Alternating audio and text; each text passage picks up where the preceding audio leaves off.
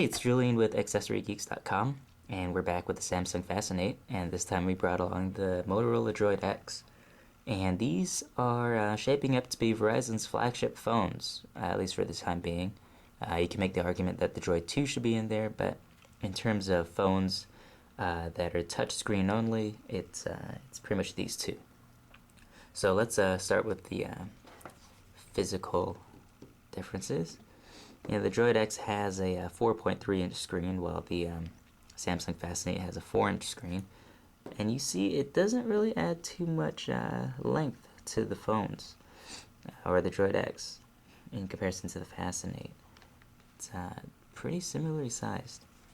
Thickness is, similar except for the camera hump. But for the most part, surprisingly comparable. Now, design-wise, it's to each their own, but some people just say that the Droid X has a more professional look. You have this nice soft touch back, metal materials, whereas the Fascinate is very plasticky, very light, just doesn't have this substantial feel to it that the Droid X does. And, it's just glossy all over. So, some people might, say the Droid X just feels like a more high-end phone. It's a valid argument, but this Fascinate does have the Super AMOLED screen, which erases all doubts of it being high-end or not. Other physical differences: Droid X physical menu buttons. The Fascinate has the capacitive buttons at the bottom. Placement of ports: you have your 3.5mm headphone jacks on both phones. Unlock button is on the top on the Droid X. On the Fascinate, you have your micro USB port on the top, just like all the other Galaxy S phones. Unlock on the right, volume rocker on the right for the Droid X. Two-stage camera button on the Droid X, which is something the Fascinate lacks, and I think the Epic is the only Galaxy S phone that has that. On the back, LED flash, 8-megapixel camera on the Droid X, 5 megapixels on the Fascinate. Suffice to say, though, the Fascinate still takes excellent pictures, and both have 720p video recording. Volume rocker on the left side here, and HDMI port on the Droid X. So, the Droid X does have a very nice bevy of port selection, but these are still very comparable phones. So let's get into this.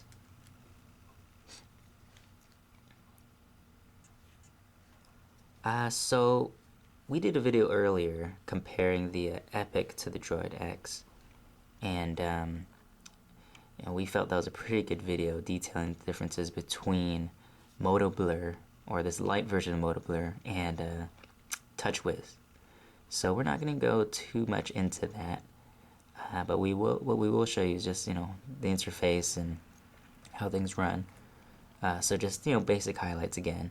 You have your pretty much standard Android on the Droid X. There are some Motorola enhancements, so to say. You have this little navigation here at the bottom. You have the Motorola widgets.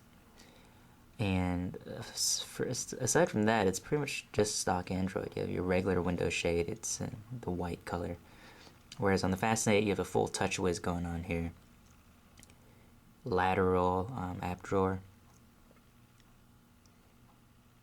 Darker window shade with these options inside the shade, and you also have your built-in task manager on the Fascinate. So those are pretty much the key differentials.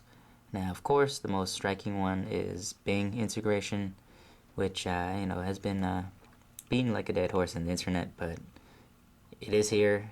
You can't turn it off. You can change the navigation settings to use Google Maps if you want, but in terms of search, this will be here. I mean, you can remove the widget, but in terms of the search, it's always going to go through Bing.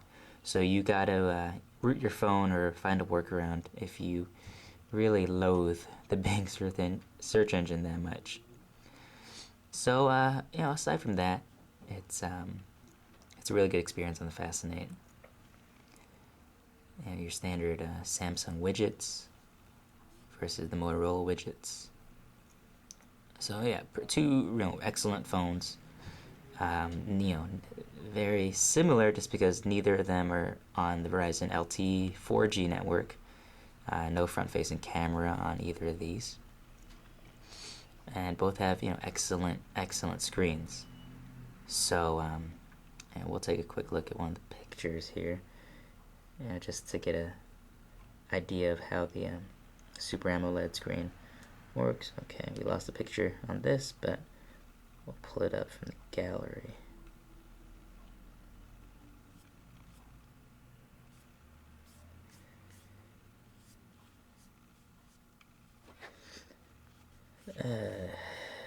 I believe I saved it, but if not, then I was mistaken. So we can't really get a good image comparison here, but suffice to say, if you've seen the other comparison videos that we've done, you have some really impressive color saturation and contrast on the Fascinate or on the Galaxy S phones versus the Droid. Black levels is something that just is ridiculous on the Fascinate, if you can see here. So that's it. That's a little brief overview comparing these two phones. And it's in the end, it's up to you. They're the same price. They both run Android. You have the access to all the same apps. So you can't go wrong. But it's all about personal preference in the end. So again, we'll run some more tests and we'll get those to you as soon as possible.